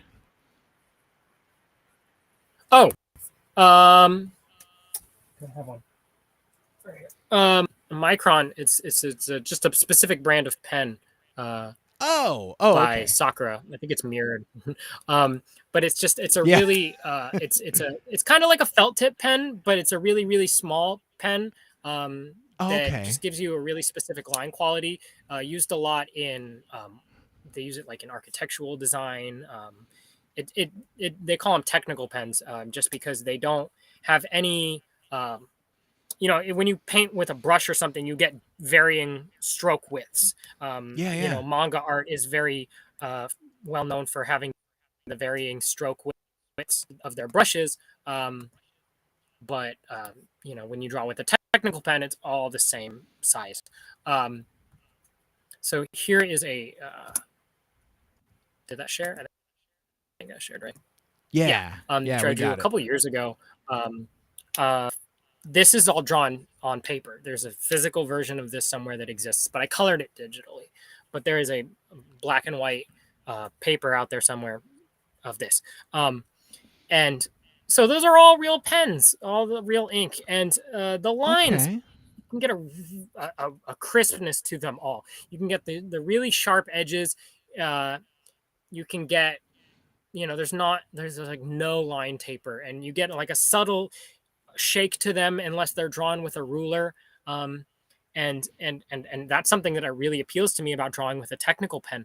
Um, but then when you draw digitally, when you draw on a computer, you don't have the option really of using rulers. I guess theoretically you can hold a ruler up to your screen, but it doesn't work quite right. Hmm. Um, in programs when you're drawing, you can typically hold down the shift key and it'll make a straight line while you draw. Um, but the thing is, it'll always look too robotic. It just always looks too robotic. And that's something that I see a lot in Transformers art that's digital that I want to stay away from is when it looks a little bit too artificial because all their lines used rulers. I don't use rulers when I draw, Okay. which shocks people sometimes because they're like, "You're drawing all these cubes and shit. You don't use a ruler." I don't use a ruler because I'm drawing digitally and because I need those lines to have the emotion behind them of not being done with the shift key. And so sometimes it'll take a few tries, but I've kind of developed a strategy where I kind of chisel away at my lines. I draw a line and then I erase a little bit of it and then I draw it again. Mm. And I do it until I've got it the right shape that I want it. And that's kind of where it ended up being so time consuming. But it was kind of my own digital style. Because I wanted to replicate the look of these people who were drawing with rulers, but had real Yeah. pens with real ink that bled a little bit. Um, but I wanted to do that on a computer because I wanted, when you draw it digitally, you can reshape everything and make sure all your proportions are correct before you start lining it. And I wanted that. And so I that's what I've been doing over the past few years, is building up that specific style and that ability. Very cool. I love it. It is such awesome stuff. Let me unshare that and go back over here. Um, I guess as we get closer to closing out, I a trio of questions I like to ask folks. Whether artists of different kinds, whether they're musicians or podcasters or whatever filmmakers, any artists. So I like to ask folks a couple questions to close out. I used to call it like the three-legged stool, and I seem to have gone away from that. But I guess what I would like to ask is, what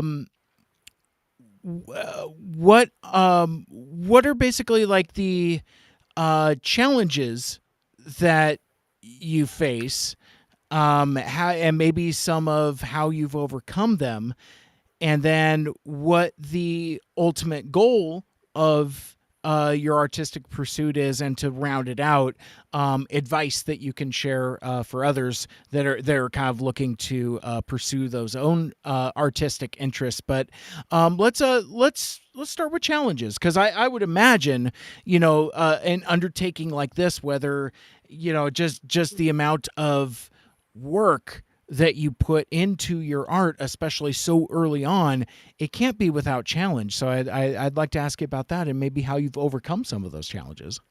Yeah, I mean, I definitely think I touched a little bit on that in terms of kind of engineering my own style of how to get the traditional look I wanted, but digitally. Yeah, yeah, That was a challenge in and of itself. I think as far as challenges go, I know that it's been a real challenge to get myself out there. I think a lot of times artists are able to kind of get footholds. I've seen a lot of people have talked to me about how good of a networking opportunity college can be. But I didn't go to college. I sometimes I feel like that uh, sets me back just a little bit. I'm not sure what I would have been able to get out of going and getting like a art degree or something.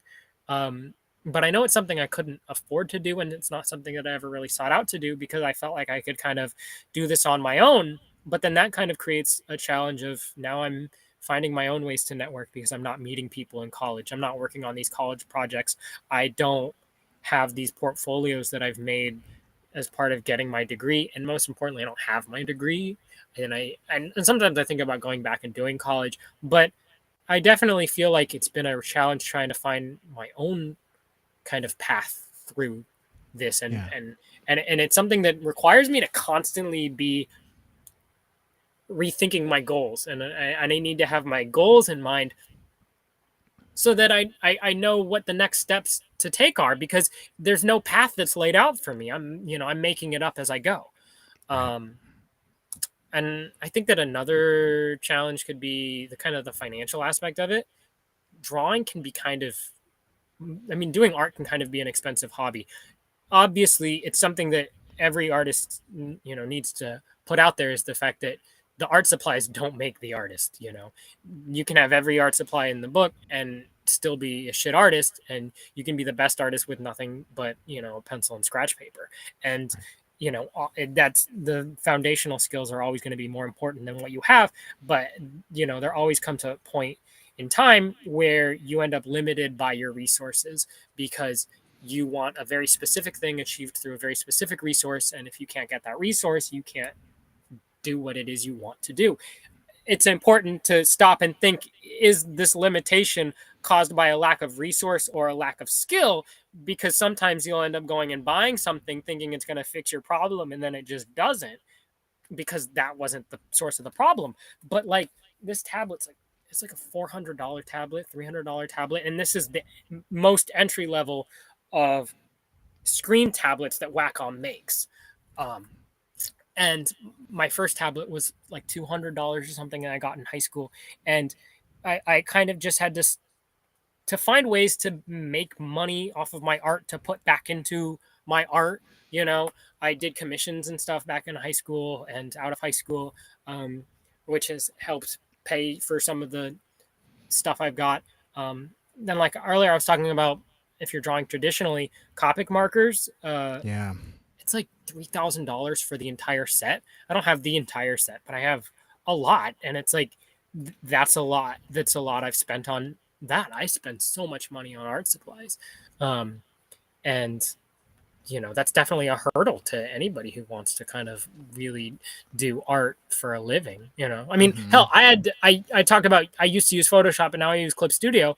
That's because Photoshop costs like, I don't know, for the whole creative suite, it's like $600 a year. I can't do it.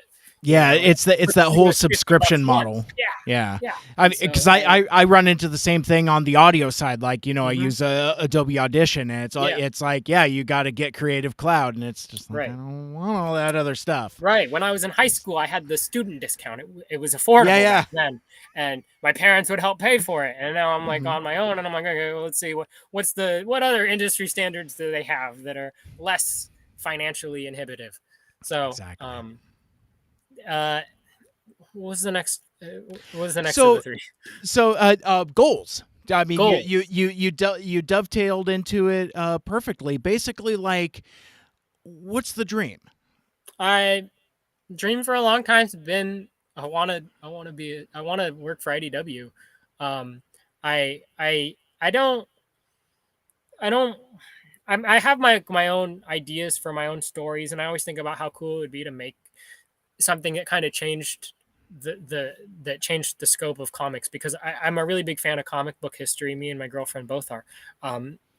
We love and talk about all the time various comic book artists and how comic books have changed, and now nowadays, thanks to Marvel, comic books are suddenly on the forefront. They're in the public zeitgeist again, and they're getting more and more mainstream, and it's always, it's not a dream that I'm necessarily gonna like,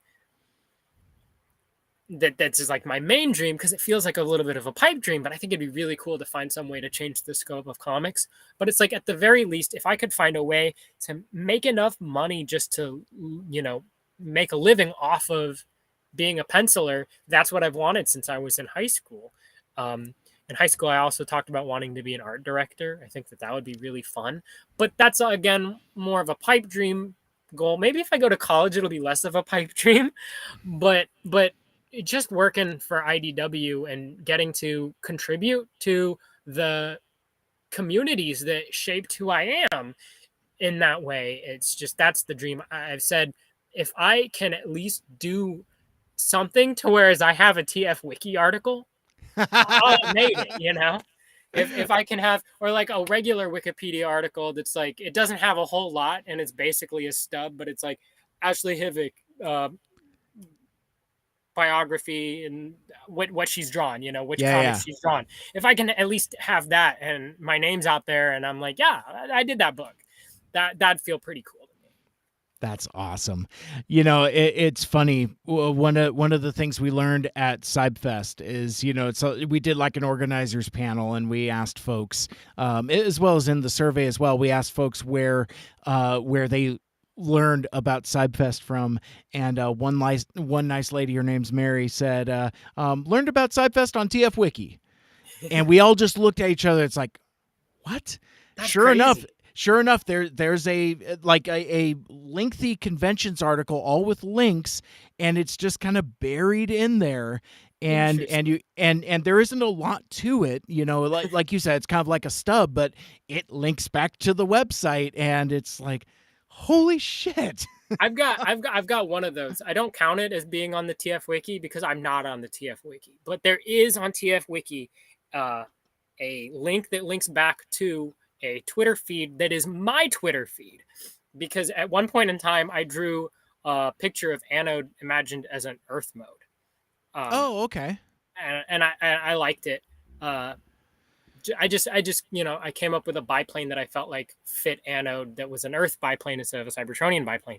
Hmm. Uh, but it kind of took off. It was like my first time a tweet had ever taken off, and both Jack Lawrence and James Roberts commented on it. Wow. And in the which was just it was like my first like time being like starstruck like that. But James Roberts explained that she's based on a specific biplane and that she's inspired by Indiana Jones and is inspired specifically because I'm like, in retrospect, that makes so goddamn much sense because she's an adventurer. She's She's an got the color adventurer. scheme. I don't know why I didn't put two and two together. But now on TF Wiki, on Anode's page, it says she's based on the biplane from Indiana Jones, and it links to my thread as the source for that, which is Oh, it's that's just kind of awesome. cool. And so I'm getting close, you know. Stepping I stones. love it. I love it. And last question to kind of close us out here is, advice that you would give to others that have been listening to this, watching this, being inspired by your awesome artwork, and say like, I want to do that. I want to do a jazz with a big bright smile. I just the expression is just too much. That one I was referencing Jack Lawrence again. I was looking at Jack Lawrence while I drew it, and I'm like, let's see what he's got, how Yeah. he does similar expressions. And I'm not even a huge jazz guy, but again, it's just that And neither am I, expression. but that one worked. That one just came out really good. It's so cool. I just he just has like that zest for life that is integral to Jazz's character, and Yeah. I just really like that. But like folks that might be inspired by what we're talking about here, what kind of advice would you give to the kiddos? It's gonna sound silly, but it's like there's no better advice than to practice. But in doing that, you've got to say, telling people to practice comes with the responsibility of explaining that practicing is more than just drawing over and over again. You've got to know what you're practicing and know why you're practicing it. You've got to set those goals for yourself and, you know, set out for something specific, set out for something you think could be achievable and come up with a way to get to that. Um, I found because like I said, I started drawing Transformers in 2018 because I thought that they'd be fun to draw because I liked how they looked. And that at that point I said to myself, how do I get there? How do I get to draw Transformers? And so I started looking at the comics. I would just pour over comics and just scrutinize the art, look for any kinds of tell about how the artist did what they did, and and kind of tried to reverse engineer their stuff.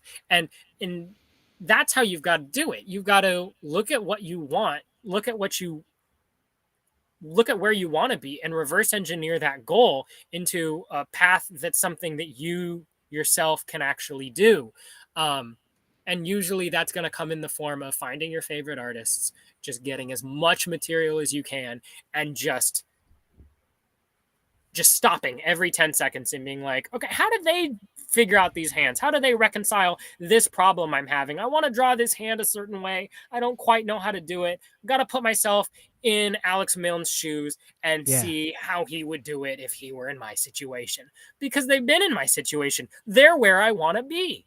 And that's who you've got to look to, and that's how you've got to practice. It's not just about drawing over and over again, because if you draw the same hand 20 times without ever looking at another piece of reference or without actually like checking in with how it's supposed to look, you might develop bad habits.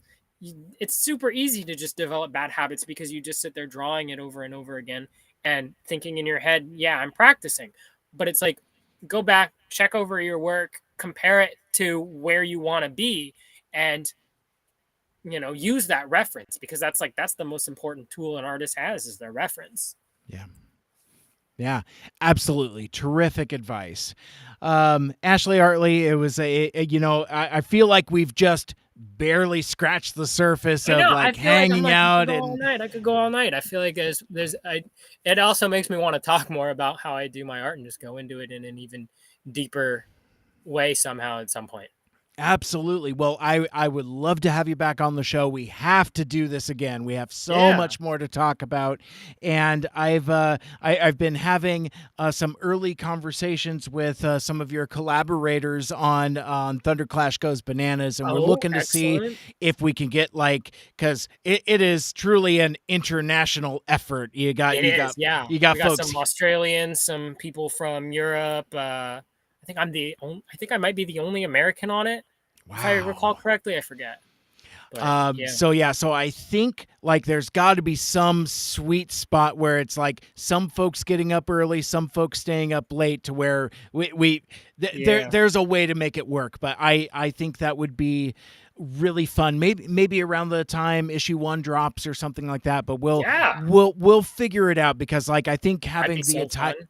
that would be a lot of fun. And again, it's a lot of folks that I'm eager to connect with myself. So Definitely. that's really cool stuff. But yeah, I mean, I know we could at least do another 90 minutes just on hair care alone. And Oh, again, yeah. That I'm actually trying to grow it out now. I'm I actually see trying to that. grow it out now. I wanna go back to having long hair. The short hair kind of, I feel like, was a phase. I kind of want it to be long again. Very cool. But That's I'm still going to be taking good care of it, so I'm sure yeah, there's yeah. going to be plenty to talk about. You got to keep that aesthetic strong. Hell yeah. Well, before we part ways for now, not forever, for now, could you let folks know where we can find your art on the internet, how we can connect with you on social medias, let folks know to buy your stuff at BubbaCon here at here in the greater Seattle area and Everett, Yeah. and yeah, just anything you want to plug to drive folks to your channels. I use the same handle on everything. I'm Ashley Artley, at Ashley Artley, on Facebook, Twitter, and Instagram. Um, Instagram is kind of Instagram. I post a lot because on Instagram I like to do reels, and so sometimes you get to see kind of behind the scenes footage of me drawing, time lapses and stuff. If I make those, I usually upload them as reels on Instagram. However, on Twitter, you're going to end up seeing a little bit more of the things I like. I like to push artists on Twitter and retweet. You can't retweet on Instagram, to my knowledge, and so Twitter's more the place for. It gets a little bit more personal. My Facebook, it's just everything from my Instagram gets re-uploaded over onto my Yep. Facebook. But yeah, those are the best places to find me. I'd say Twitter's a little bit more real, but then Instagram has a Yeah. little bit more content. Yeah, and that's what's cool about social media is Yeah. you could use them kind of in tandem, because Yeah. you could do different things on different platforms. Right. So that's awesome. And I can't let you go without asking one more thing. So we talked a lot about Transformers the movie, and obviously, it's the day and it's the anniversary of the thing. I should have asked you earlier before we moved off of what's your favorite part? What is your iconic moment of the Transformers the movie? I like see. I've been spending the last almost 2 hours, softening you up, so then I could just come by and just really hit you out of nowhere with something, because there's just so much. I think it might. It's it be. That's a really tricky question. It's a really tricky question. Well, while you're cogitating, let me share mine with you, because like it changes all the time. And for Yeah, a 86-minute movie, you can interact with it in so many different ways. Like, we talked about kind of like it's practically a war movie, like, like yeah. an old school 70s war movie in a lot of ways. It's so many different things all at the same time. But the thing that I was listening to the soundtrack album on my way to work today, and I think the Love sequence it. that Love it. that still, I mean, it's terrific, and for me as somebody that grew up with it, it does make me feel good Oh that my some, gosh, and yeah. again, I don't mean to sound like a old man, but like somebody your age appreciates it and enjoys it the same way I do. Oh yeah, That's no, I got the soundtrack in my I got like Escape from by Vince DiCola. That's in my yeah. likes list. That's always playing. Oh, that's good. But like it's for me it's the perfect fusion of music and animation and adventure, and it's the whole dare sequence Hmm. from leaving the fishing hole to Hot Rod and Cup going back to Right. Autobot City. And specifically, if I were to narrow it down even further than that, it's in the middle bridge of the song, and Blitzwing is raising Yes, his yeah, I knew cannon you were gonna up, say this. and it's just Yeah, like, if there was like one thing, and again, I talk a lot about like the Optimus run and the jump and the pose and all that, so I talk about that a lot. But if I were to be truly honest with my audience, with myself, it is that specific moment where it's like, da na na na na na na na na na, and then Cup comes from around the corner. okay. It's like that for me. That's the crystallization of what I think of when I think of Transformers the movie. You've seen when they reference the cup grabbing Blitzwing in the Bayverse, right? Oh yeah. Yeah, I, yeah, I, I I love was that. I I was love there. it. So I like, love it. 20 years before the DiCaprio meme, I was sitting there. I was like, ooh ooh ooh, Yeah, that. yeah, I was like, he did the thing. He did yeah. the turret grab, which I Oh, which I thought was really cool. yeah. No, I was actually considering the turret grab. I really love the motion of the way Cup's driving, and I love Yeah, the Insecticons are on our way. Wrong, they're our way in.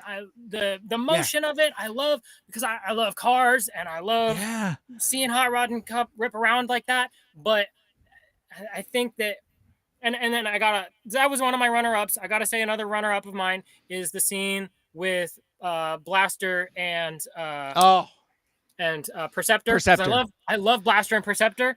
They're two of my favorites, and I love when they're trying to get a hold of Optimus Prime, and Mm-hmm. and it's just like it's all the chaos of the Autobot City fights going on around them. I love the way the lights flashing off of them. Um, and that it's got the Vince DiCola soundtrack in the background. Just oh, it's perfect. Mm-hmm. But I think that the scene, I think I'm going to narrow it down to, for similar reasons to the Dare sequence. Mm-hmm. I feel like the on Quintessa, all the Uh-huh. scenes on Quintessa, and I guess Sure. that's kind of more than a scene because there's a lot of scenes on Quintessa. But I was thinking about Yeah. how awesome Hunger is Yeah. by I think Spectre General. Yeah, so random weird story. So they're actually a band called Kick Axe I out of I think I've heard of Canada. But because of like I don't because like it's a kids movie or whatever, well we can't put something on this kids movie soundtrack called Kick Axe. Oh, we'll just call it Spectre General. it. So that's so on the soundtrack album, and I only learned this like, I don't know, maybe 3-4 years ago. That yeah, so like they were a band that was active and was prolific during that time, and really those songs on the Transformer soundtrack are the only instance of Spectre General, because like I was trying to figure it out to try to find more music. Oh right. Turns out they're because like some of the other bands I've since found other stuff, but yeah, they you can't find any more Spectre General because they don't exist. They only exist on the Transformers the movie soundtrack. I'm It's a gonna band have to called go Kick back and look Axe. that up because Yeah, the hunger scene, that's awesome with yeah. the demolition derby. Mm-hmm. That's one of my favorites. But then also just the scene where he's fighting the big ass squid, just everything on Yeah. Quintessa, because just Quintessa, it's just like the perfect oh my god, now I'm forgetting his name. The guy who drew all those. The concept artist for all the Oh, Transformers design. Florida. Florida, thank you. Florida. Yeah, Yeah, yeah. yeah. Yeah. Because it's like, fellow Filipino Transformers artist. He Yeah, fucking yeah. knocked it out of the fucking park and made all these crazy alien landscapes, and Quintessa is just the perfect storm of all that. I love Cup interacting with Hot Rod. It's just Cup and Hot Rod. It's the Mhm. best part of the movie. Yeah, I love it. And the Dinobots show up. It's great. Oh yeah. And that's the thing. It's like, when you start breaking down this movie into individual moments, there's all those things that just kind of get your blood up and get the hair to raise on your arm, and it's Definitely. it's just Shit, I it's gotta go very back and watch it exciting. tonight. I gotta go back and Right? watch it. I know Well, I'm going to tonight's watch the it night tonight. to watch it. Yeah. Yeah.